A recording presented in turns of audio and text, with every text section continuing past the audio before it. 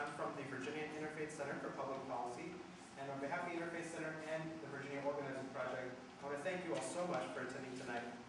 The purpose of tonight's event is really just to talk about healthcare reform. From the Interfaith Center side, we are promoting and encouraging people of faith to learn about healthcare and to talk about their faith values, because we believe that the crisis, the healthcare crisis in our country, has reached a point that we can't let it stay this way any longer. And especially people of faith, the moral voice, but also people of faith that are involved in the healthcare spectrum in different ways. We run a lot of the free clinics, we run a lot of the hospitals, we often provide cash assistance and assistance to people who come to the churches and synagogues who are being hurt by the high cost of healthcare. So we see many faces of this problem. So it's really important for our voice to be heard in this debate.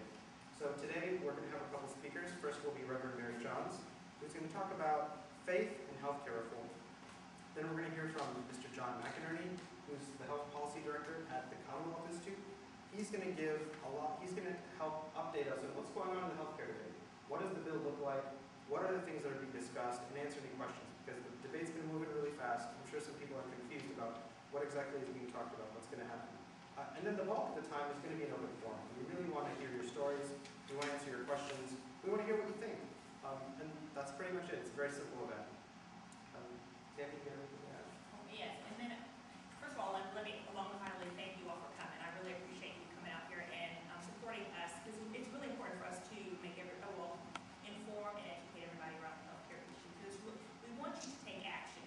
This is not really to kind of have you side on any type of actual plan. We just want to educate you. We want to push for healthcare reform for everybody, because one in 6 Americans are not covered by healthcare. Are not covered by healthcare, and that's I think that's almost criminal. You know what I mean? Because everybody should have access to affordable quality healthcare. So that's the whole reason that we've partnered with Virginia Interfaith Center for Public Policy, and we've asked you all to come out here because we want people to move to action. We want you to call your elected officials. We want you to say we want quality affordable healthcare for all Virginians. All Virginians. So thank you. And when we get into the open discussion, we've had the privilege of the organizing project to have a civic engagement project. And we've had 5 canvassers canvass Southern Chesterfield, Colonial Heights, Hopewell, Prince George, and Petersburg. And they've been on the front line talking to everyday people about how do they feel about healthcare and what do they think the needs are. And I think that will be a great, that will be an added value to this open discussion for you to hear what people are saying at the doors in addition to what we're going to be saying. So thank you for coming. I'll be sharing this evening with you. I've been looking forward to this because for me, the healthcare reform is a spiritual faith issue. It's been part of what I've learned since I was a child, and listened to my parents and my friends at church tell me the stories of the God who acted that we have in the Hebrew Bible as well as the Christian New Testament, the God who was always and still is at work in the world, working for justice and peace and healing and wholeness for everyone, and particularly for those that we tend to forget, who become invisible, who become forgotten and left on the margins. I learned that early on. I think the worship of the congregations of which I've been a part have further taught me to listen to those stories and to think about what they mean for me living here and now, and singing those hymns that send us right back into the world from worship, to be part of the work that God is still doing in the world.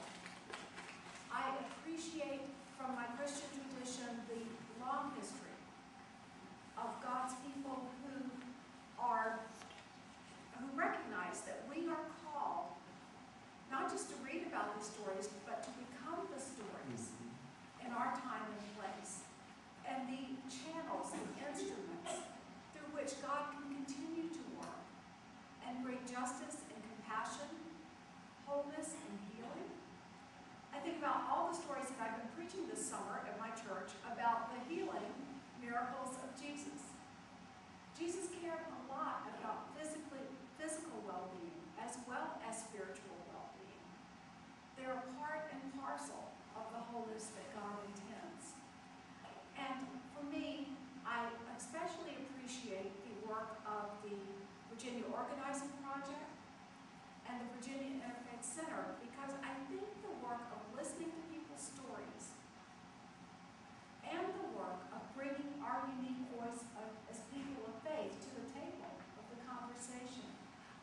gifts that we uniquely are called to offer. So I appreciate the work of